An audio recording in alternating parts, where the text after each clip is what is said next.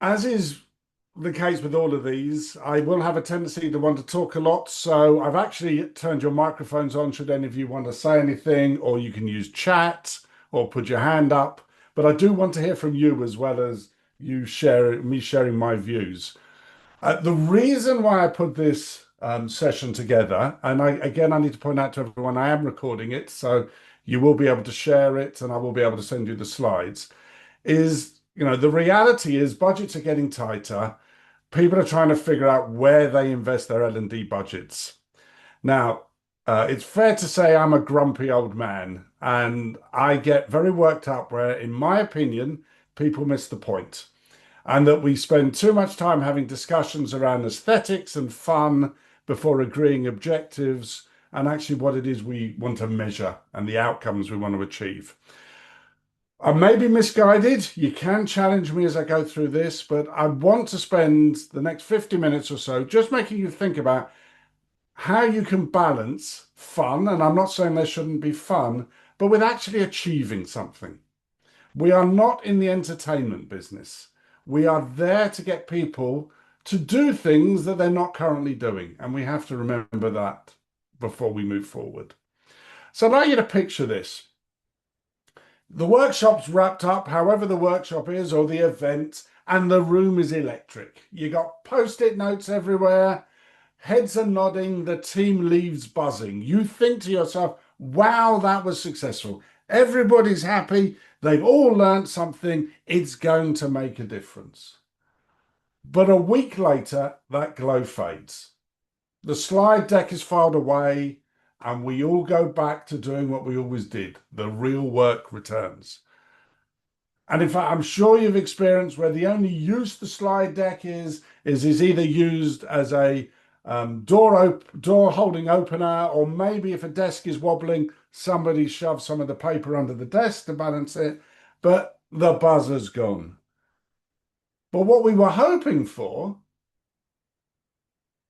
is everybody carrying on working together, something driving us forward.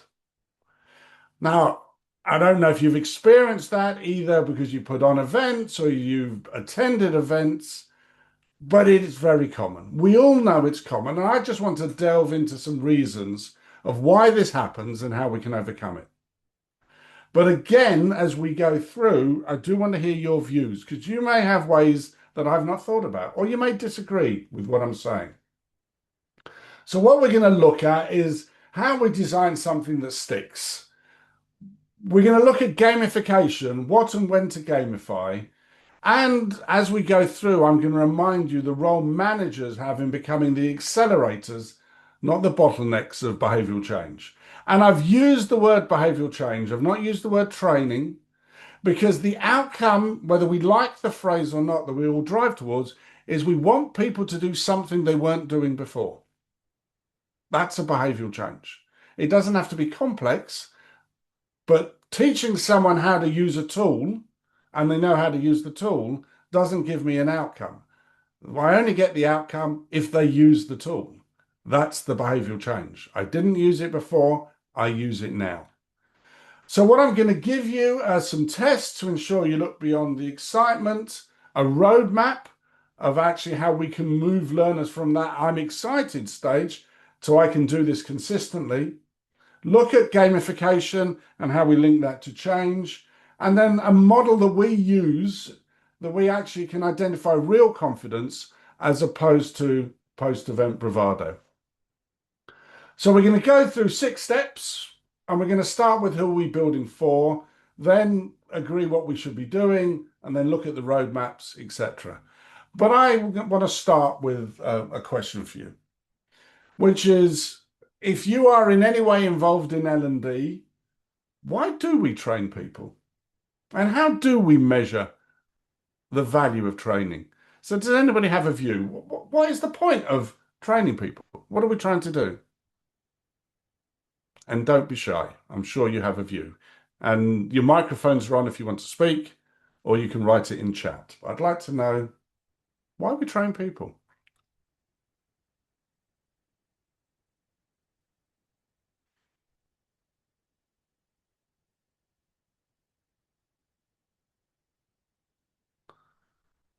Okay, so we trying to align behavior, we try and upskill people, we change behavior. Fantastic. We're talking about outcomes there. So how do we measure the effectiveness of that training?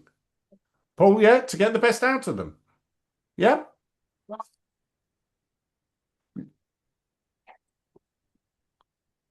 So anybody want to say how we get the best out of them? Change adoption. Yeah. Okay. So let's just move this forward then and then say, look, from a trainee perspective, why do you think they attend the training? And how do they measure value from the training?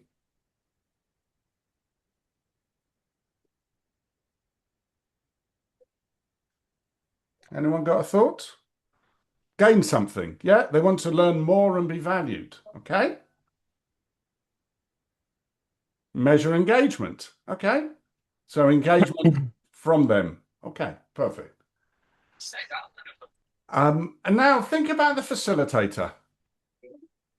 The poor person who's standing up in front of the room, if you're doing a classroom based or they're standing up in front of a camera and a microphone, what do you think they look for in a great course to deliver? What is it they want? And how do they measure the impact that they have? So again, I don't know if any of you have ever run anything. Okay. It has to be engaging and interesting. Very good, Paul. Thank you. Everything works. Yeah, like links to the webinar. People are there for the right reasons, so everyone understands why they're there. Okay. Anything else? Right. So I'll give you the grumpy viewpoint. My grumpy viewpoint is based on lots of conversations I have with L&D, and I apologize if I upset anybody. Because quite a lot of the time, we'll speak to people in the L&D world, and for all of the good words we want to hear, their number one thing for doing training is to justify their existence. Because if we didn't do training, there'd be no L&D world. So rather than thinking about the outcomes, an awful lot of what goes on is how do I stay in a job? That may sound really negative. It doesn't have to be. But then that means that they go and measure reactions, as you've said, so pulse surveys, where they look for a positive net promoter score. So that feedback, would you recommend this course? But the quickest route to that is through fun. Would I recommend this course? Yeah, it was a great day out. I really enjoyed myself. They've also got a challenge that their internal customers, so not the learners, but the people they're doing things for, yeah, that's it, Tamina, the happy sheet. Their internal customers don't actually spend any time defining the target behavior and outcome they want. So they go, I want a course. Let's have a course on presentation skills. Why? Well, because we need them. Or we need to teach people how to coach. Why? Well, because everybody's doing it. You may be suffering with it at the moment around AI. We've got to train people how to go and create AI prompts. Why? What are we doing it for?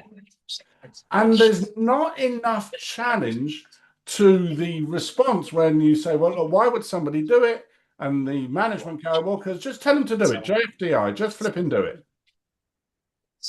We're not focusing enough, in my humble opinion, on that why. The trainee, quite a lot of them are there because they're told to be there. So as much as we'd like to believe that all of our trainees attend courses because they want to develop, quite a lot of them are there because they've been told to develop. So what are they looking for? Hope lunch is good. Maybe there's even drinks later. And if it's a 2-day course, I get to stay in a nice hotel. Let's hope it's not a travel lodge or a Premier Inn.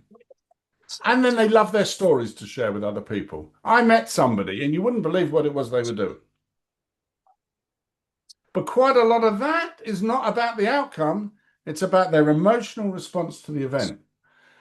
And then for the facilitator, and we have to feel sorry in some cases for the facilitator, they're going there and they go, I have given this event 20 times. I can't remember what day of the week it is. I can't remember if I've told this joke before.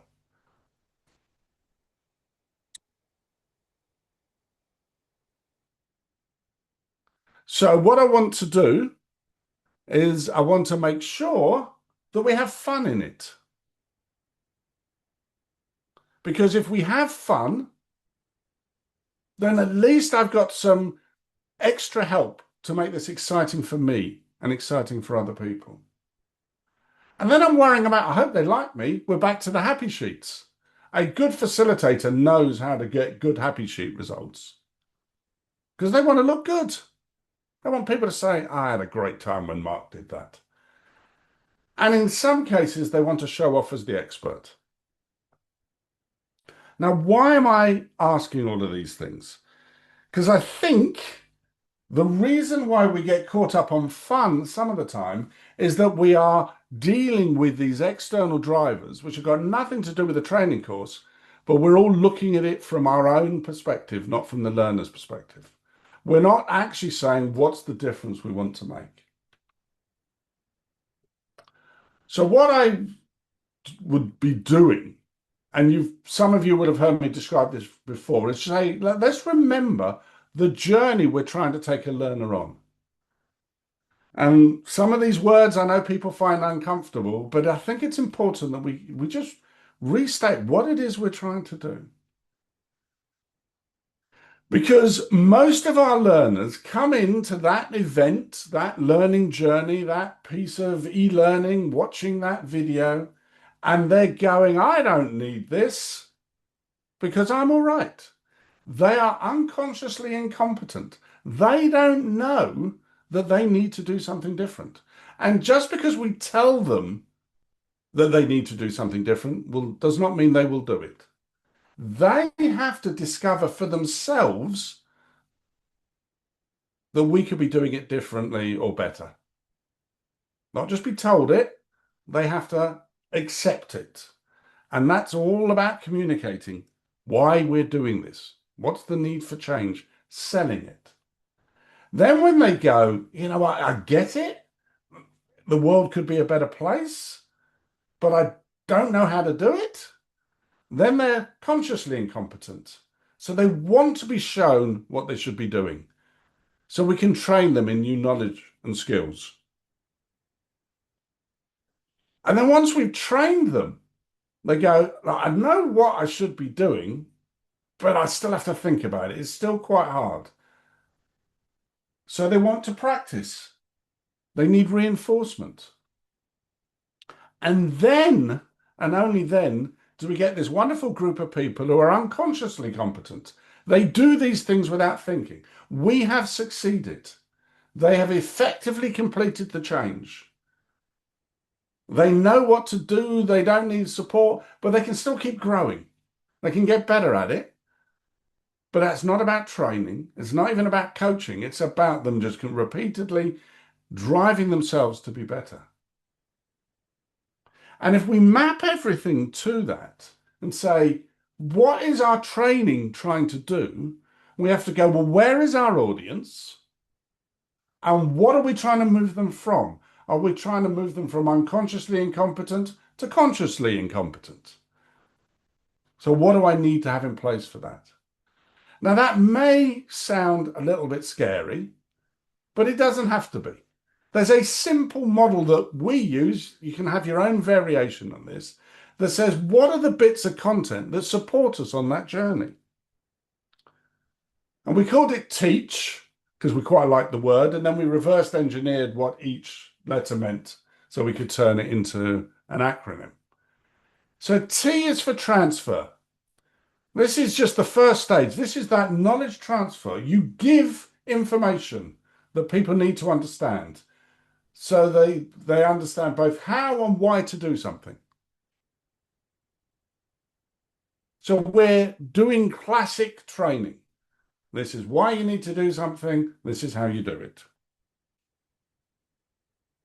Then you have to give them the opportunity to have some experience. So to practice in a safe environment. That could be a role play. It could be a simulation. But the whole point is that you're taking the knowledge you transferred and getting them to see how it works in practice. So think of that if you were learning to drive, that's all of the practice that you do. The transfer is the theory. The experience is the first time you get into the car and maybe you use the simulator. And then you apply that new skill. You start doing the new skill in your job. Now, we all know application is important. Any of you who've read anything about the Ebbinghaus curve and how the forgetting curve and how we forget, the only way we retain knowledge is to use it. So now we're using it in anger. But we may not be doing it well enough. So someone has to monitor us and help us consolidate that learning. And that's where coaching and maybe consolidation exercises, regular little tests that we could send out to make sure people are remembering what we told them. And then if we keep doing that over time, and you may hate this word, and I'll explain why it's there, you reach habituate. Now, the only reason I have habituate here is that I have an instructional designer who said, Mark, transfer, experience, apply, and consolidate are verbs. If you write habit, that's not a verb. And the verb for habit is habituate. So that's why we have habituate. But the reality is it's the end of the journey. We're now just doing it.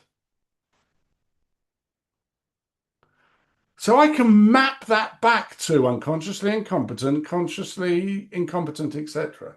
Everything starts with communication. So before anybody turns up at an event, have you communicated properly the why? Get them there so they know why they're there. Get them excited about the need to change.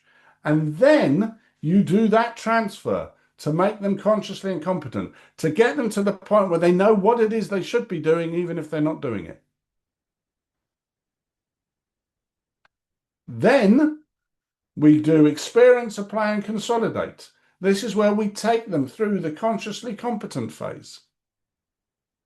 So that's the practice, the coaching, the real-time monitoring, whatever it is you want to put in place.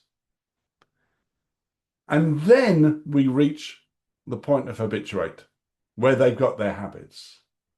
I want you to think about this because, again, I use the phrase fun, I've used the phrase event, but they're trying to do different things. So even fun, and I'm not against fun, has to have a different driver. Am I trying to make the knowledge transfer fun? Am I trying to make the experience fun? Am I trying to apply fun so when I get feedback, it's done in a fun way? Is the coaching supposed to be fun? Is the success of the habit supposed to be fun? What am I trying to achieve? What is the value of that fun beyond reacting to the trainee going, I had a good time and lunch was great and I had a free drink, and the facilitator going, well, you made it easy for me to deliver. Is it driving to the outcome that we want? So let's think about when we've experienced buzz in a training course, and whatever that is, a digital one. So I don't know if any of you have had digital escape rooms. We'll look at gamification in a minute, but activities that are fun. So can anybody describe when they've attended some form of learning experience that was exciting, that had fun? How did you feel when you came out of the event? What did it do to you?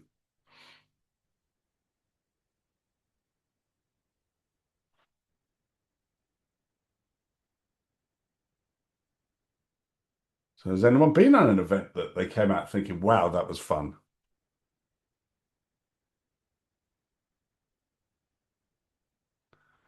So Paul says he felt empowered. Okay. So you were motivated. You felt, yeah, I could do this. Okay. Yeah. Immediately great. Motivated. Yeah. Thank you, Tomina. Carlos, Barbara, any comments? Any experiences? And to everybody else, how long did that feeling of motivation and empowerment last? So 2 months later, did you have that same feeling? Enriched. Okay, great word. And Paul says, not long enough because it was a one-off event, I'm assuming, Paul. We did it, we got excited, and then over time, we went back to normal. I attended something a while ago. It was really interesting. I must look it up. So the problem with that buzz is it doesn't last. It, it's great. It's a bit like an endorphin rush. But unless something happens afterwards, it just withers away. And think about it. If you spent an awful lot of money on having that rush and nothing happens after it, then you might as well have stood in front of everybody with a series of £20 notes or €50 notes, um, and burn it, because we'd all get a rush from seeing somebody do that. So Carlos is talking here. He built an action plan how to transfer it to his role. So he thought beyond it, and that's the important bit. And again, we'll look at that and some techniques for doing it. So a similar sort of question, and I've got a typo in there. Has anyone developed an exciting learning experience? So has anybody created something they think, you know what, this was brilliant? Interested to know. And again, if you want to describe it, you can come off mute. Or Carlos, if you put your hand up and say you want to talk. I'd love to hear. Has anybody created something that they think, wow, this was great?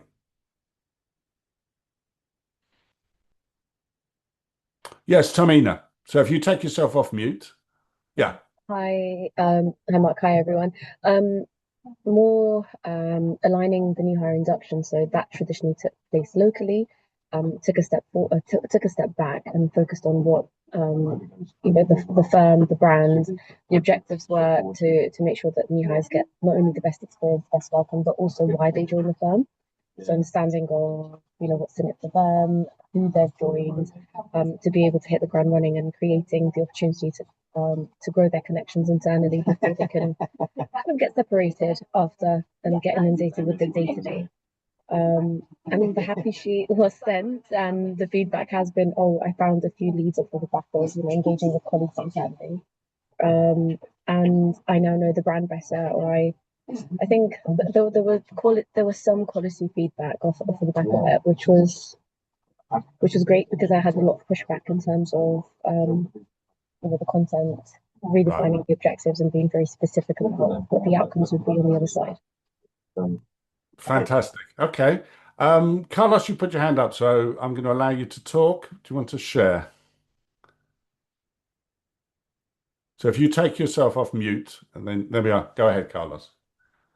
Yeah, in my case, it was a couple of years ago. It was about an organizational transformation which I had initiated, and the question was, how are we gonna get the people wanting to join us for their journey? So what we did is we had some learning content, but the main purpose of that piece of training was to get them through the change journey, and also reduce the valley of tears, as we call it, to a minimum. Yeah, Right. so pretty successful, but we could not have done it with some professional support in that space. Yeah. Yeah. Okay. Fantastic. So there's some things that are coming clear, just listening to Tamina and Barbara, and I know, Paul, you said we do team building and learning. But what both Tamina and Carlos both said is having a clear objective. The fun was a means to an end. The fun wasn't the end. And again, the reason why I'm going on about this is, especially as a facilitator, I have been asked to deliver fun events, but I wonder what the fun is there for. And I'm going to give you an example. A lot of what I do is with sales teams. And so the ultimate fun event for a sales team is, the sales kickoff. And we all have fun. And fortunes are spent on sales kickoff. And then when you go back and look and go, what difference did it make? Because yes, everyone was told about the new products, but they sold the products they were used to selling. Maybe you had a keynote speaker who motivated everybody, but then went back to the workplace and the manager said, come on, let's carry on doing what we always did. And the fun was there to make the event easier, but it wasn't there to make a change. And again, I have another example of a client that we've worked with that had an escape room, a fantastic escape room, digital escape room was built to support a program. But the escape room was a wonderful activity that in no way related to what we were trying to get people to do. It wasn't even properly team building because it was digital, you ended up with one person hogging the computer screen and putting the answers in. So the fun, they enjoyed themselves, but it didn't achieve anything. And this is the thing that I want us to think about. We want to drive that buzz into lasting confidence. So if we're doing team building and learning, then people are going to be confident they can work with each other, that I can use this new learning. So there has to be a feeling I'm trying to generate. And then there's a focus that we want them to have. And if we think about that journey that we take people on, what we're trying to do is we start by getting people excited to do the new thing. And the way we do that, and some of the fun comes through enthusiasm, but we have to have awareness. We're giving them information. We're doing some transfer. And what that means is that we've got to give people structures, something that they can hang their hat on and go, okay, that's how it works. So they have a foundational understanding. They've got to focus on the why. If I'm going to be enthusiastic about something, I have to understand why I'm enthusiastic, or otherwise that enthusiasm wanes because I can't remember the motivation behind it. I want them to feel that it's achievable. So share some exemplars, some great role models, the things in action, the outcomes. And most importantly, share the whole journey that you're going to take people on so that they know they will get there. So think of this if you are building something and you want it to be fun. One of the great games people create are quests, right? There's an outcome at the end of it, and there's small steps we take towards that outcome. If I show you the whole point of the quest, I'm motivated to get there. So this is all about building that motivation. Once people feel motivated, we then can say, right, how do we get them to the point where they go, not only am I motivated to do it, but I want to do it well. So I think I can do it, rather than I'm excited to try it. So we've got to guide them through practice. Make sure that everyone knows what it is they want to do. Give them an opportunity to own this so they can reflect on what they've been doing and take responsibility to identify how to improve. So that requires a really effective feedback loop for two reasons. One, because it brings other people into the learning process, maybe your manager, but also it says to everybody, you're not on your own. You are learning, you are on this quest with other people. So if you are struggling, go and talk to somebody. Maybe you're all struggling together and you can overcome it together. So we explore and we practice till we reach this point of, I want to do it well. I'm pretty sure I can do it well. Then I go, okay, I know that I can do this. I expect to succeed. You've got me to the point where, you know what, I'm all right. So take off the training wheels. Make it hard now. No templates. Don't give them a playbook. Say, here's a problem, go figure out the solution. Generate peer sharing. How did you do it, Mark? How did you do it, Paul? Tamina, what it was you did to make it work. And one great idea to think about is ask them to predict the outcome before they do an activity. So think about what it is they're trying to do and will it work. I'm told they call this metacognition. I had to look that up. I call this planning. But it's all about having an awareness and understanding of the process you're going through.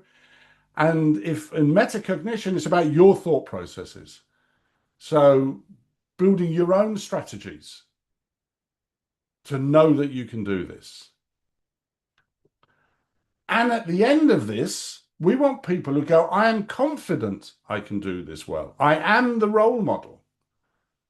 And how do we see that? Because they're taking on really complex projects. And beyond that, they're setting themselves continuous improvement goals. So, Carlos, when you described about how you want to build an action plan to transfer to your role in your business environment from a masterclass at university, what you want to become is confident that you can use it and that you keep improving, that you want to be a role model. You want to show other people how to do it well. And as an organization, celebrate them. Celebrate their success beyond the organization. Carlos did this, and this is not only how it helps us, but how it helps other people. So that you are building a journey that addresses these feelings, taking someone to be excited, to think they can do it, to know they can do it, to being confident with the appropriate content and support that delivers the focus. So I need content that delivers enthusiasm and awareness. I need content and structures that allows exploration and practice. I need to be able to drive competence and independence. I need to support mastery and advocacy. It's not just a training course. It's not just an event. It is an ongoing journey that you're taking people on. That you take that initial buzz of I'm excited and you ultimately turn it into a group of excellent people.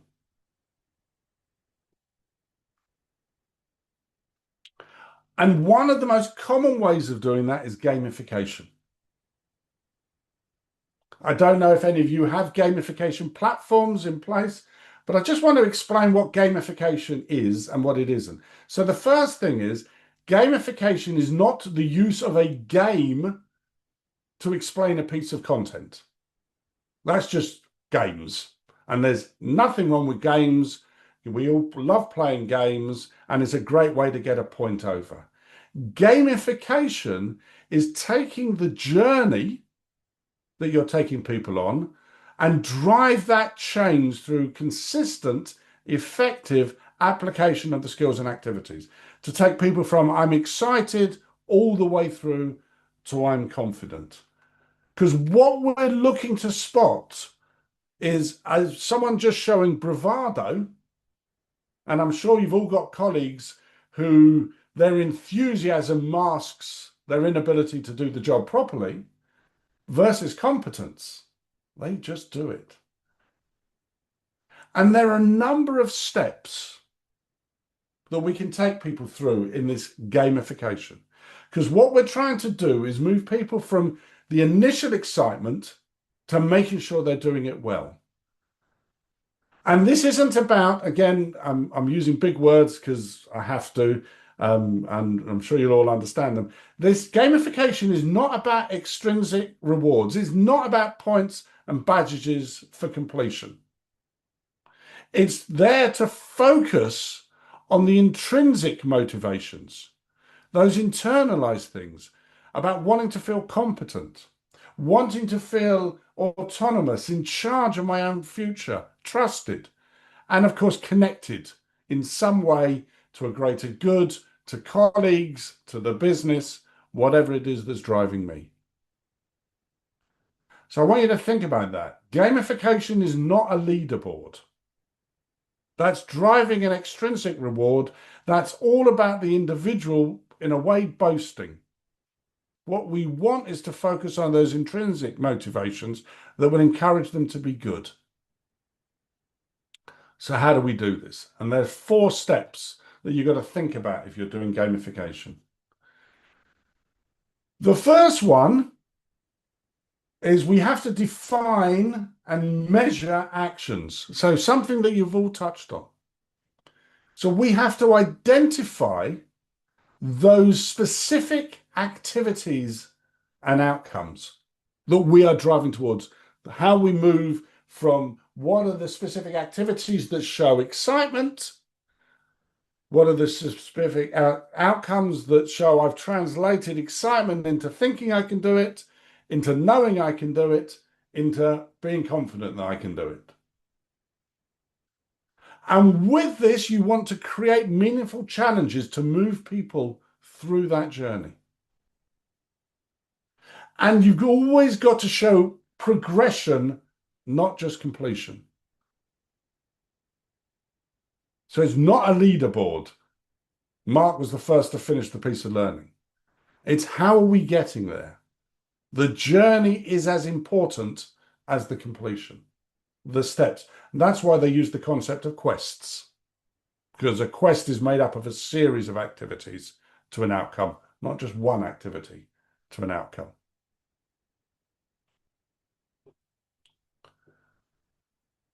Then we have to focus on the individual, those intrinsic motivators. And the core of this is something called self-determination theory, which is all about how I, as an individual, drive myself. And there are 3 things that I want. I want autonomy, I want competence, and I want relatedness. Autonomy is about a sense of ownership. So it's choice and self-direction. I want you to think about that as well if you're building a large journey. There is nothing more frustrated than being forced to do every piece of content, even though you think you know the answer. Give me autonomy. Let me prove I know the answer and I don't have to go on the course, so I can move forward quicker. So that links back to defining and measuring outcomes. What is the objective of that bit of learning? Is there a way I can prove that somebody is doing it? Not that they know what to do, but they are doing it. So it's not a knowledge test. Again, think back to school. We pass exams, then we come into the real world and we go, I have no idea how I'm supposed to use this in practice. So we want to check that they can do it in practice. That they feel they're being helped through that journey of competence. So I think, Paul, you talked about, wanting to be able to be driven forward, to have impact. That's about you in control of your own competence so that you can see how you are progressing, that you are receiving feedback. But turn it into small wins, because those small wins build confidence and they help create resilience for the next challenge, because you will occasionally fail. But if it's a small thing, you'll just redo it. If it's a big thing, it's scary. If it's a small thing, you go, oh, what? I'll learn from it. And I keep going forward. And then relatedness. And this is becoming ever more important through different generations. But I do not want to be alone. I want to be in it together with other people. We succeed together.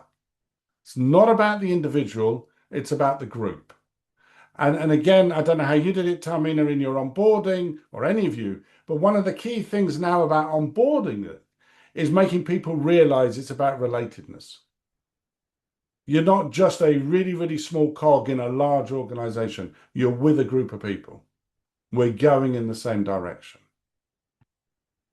So we have to make sure we're rewarding those intrinsic motivators and recognizing them and promoting them. And that's part of our gamification.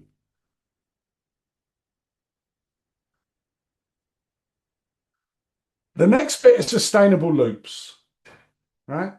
I'd love to say that every time we do a piece of content, everybody gets it, they know what to do, they move forward, but that doesn't happen. So we need to have sustainable loops, such as instantaneous feedback. Don't ask me to do something and then wait 3 weeks for the result. I do it, I want a result, I want some feedback. You did well, you didn't do well, this is how you get better. And that could be done digitally, it could be done through colleagues, but it's got to be instantaneous. We all want some form of positive reinforcement. So for every action we take, there's got to be a measurement, a reward, and then an identification of the next challenge. So we're building a habit loop, right? This is how everything works.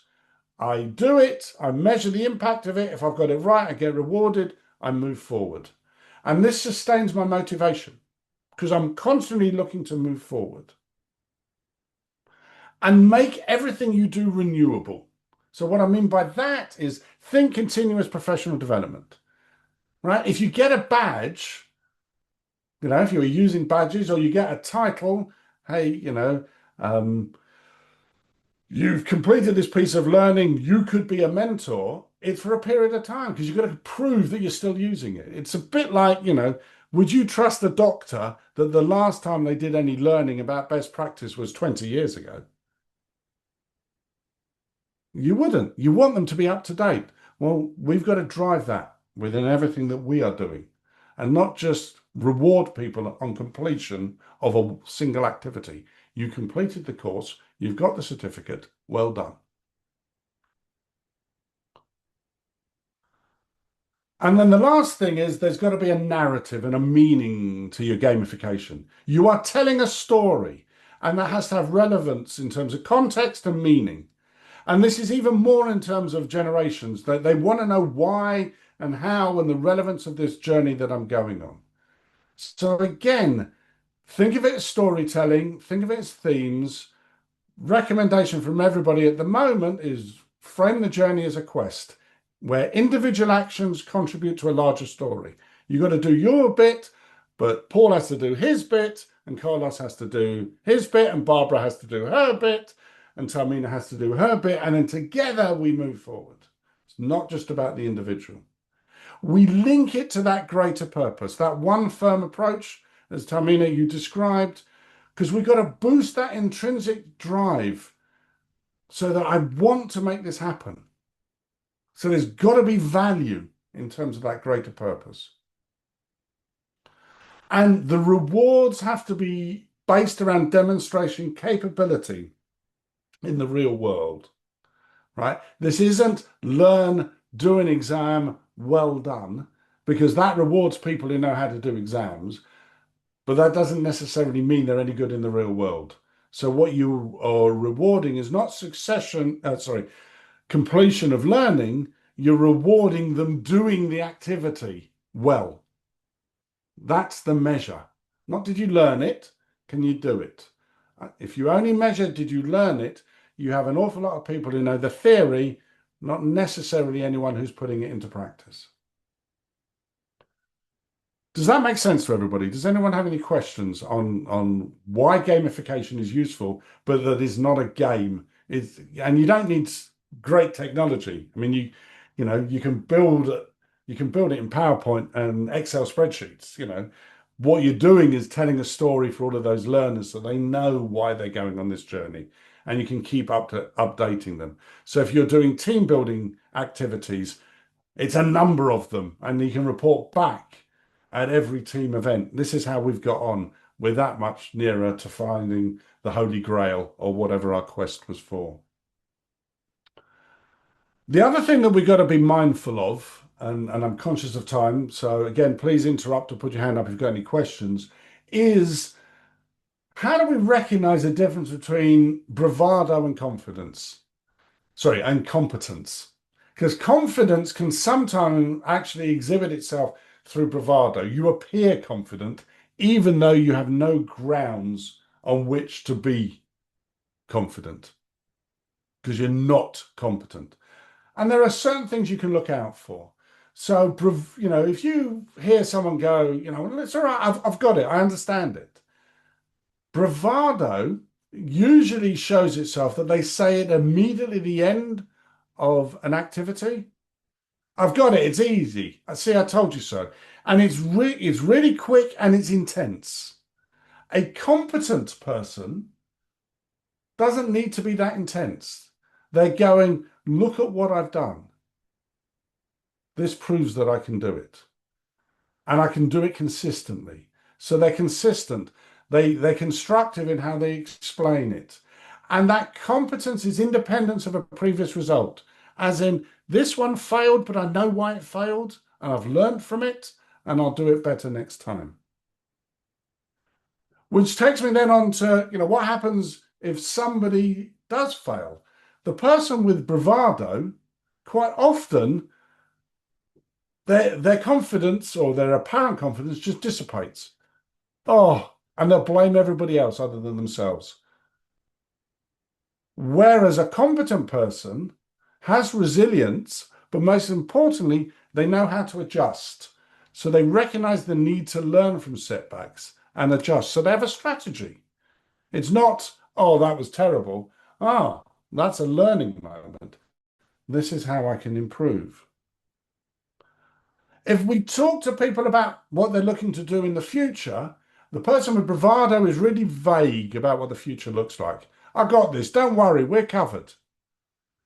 A competent person is very specific. Here's the plan with contingencies that if we follow, we will succeed. So if any of you are looking after sales teams, the person with bravado has no real account plan. It's very vague.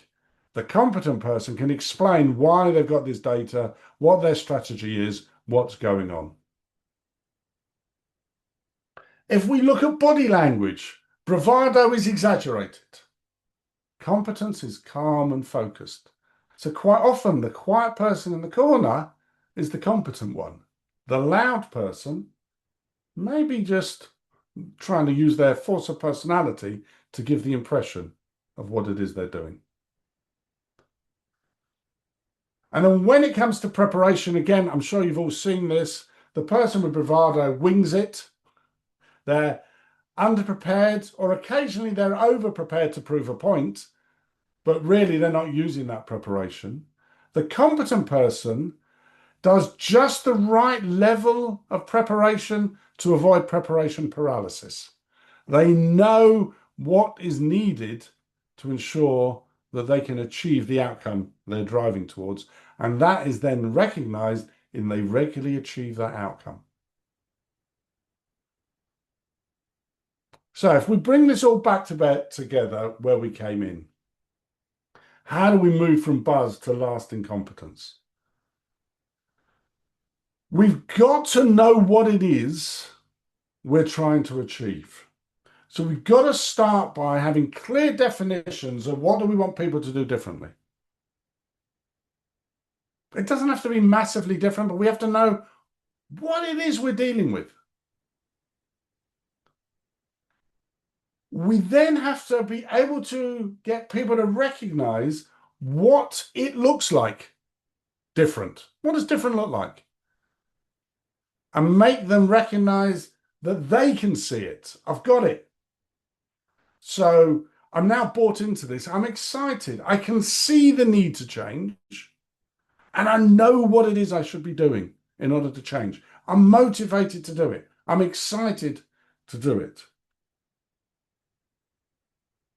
Now I've got to go, yeah, okay, I've been motivated and excited. The rubber now hits the road. Can I do it?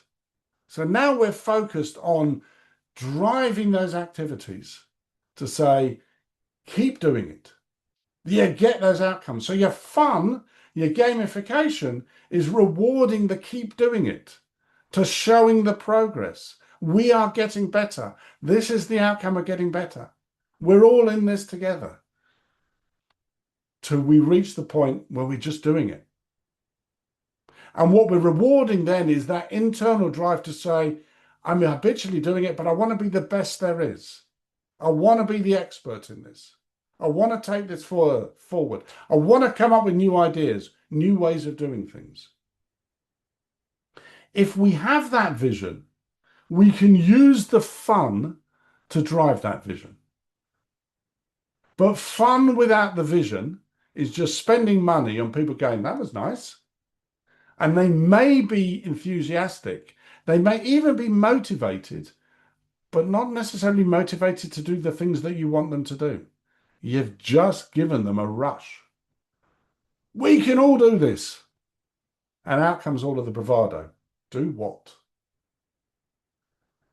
And each level of fun, can actually be then targeted to, I need a fun activity that gets people to recognize that they need to do something differently. I can have a fun activity that says, I need to actually know that I can do it. I can have a fun activity that reinforces that you can do it and that you're doing it well. And then fun activities to reinforce that you're habitually doing it well and that you are an expert.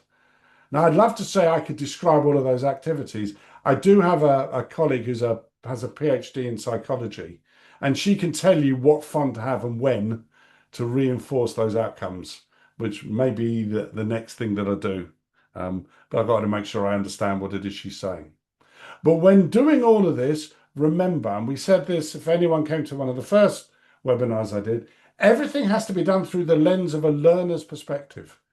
It's them that we want to be motivated. It's them that we want to be thinking, yeah, I know what I should be doing. It's them that you want them to think, yeah, I think I can do this well. I know I can do this well. So it's not about the driver as the facilitator. It's even not about the driver of the L&D department when you're putting it together. The L&D department, along with the business, they're the people who will ultimately define the outcomes. But when you're building it, think about that learner. That can be challenging if you've got multi-generational people. The things that drive me are not necessarily the things that drive my children. But there are commonalities. And again, go talk to a psychologist who's going to tell you that some of the things we think are different are not that different. They just look different. But the underlying motivators are much the same. So I've overrun by 4 minutes. I apologize. Does anyone have any questions? You can, if you would like. I'm offering a free 30-minute session where we can continue conversation if there's anything you want to discuss. But I hope you found it useful. And I wish you all a really good day. I'll stay on a few minutes if anybody has any questions. And thank you very much.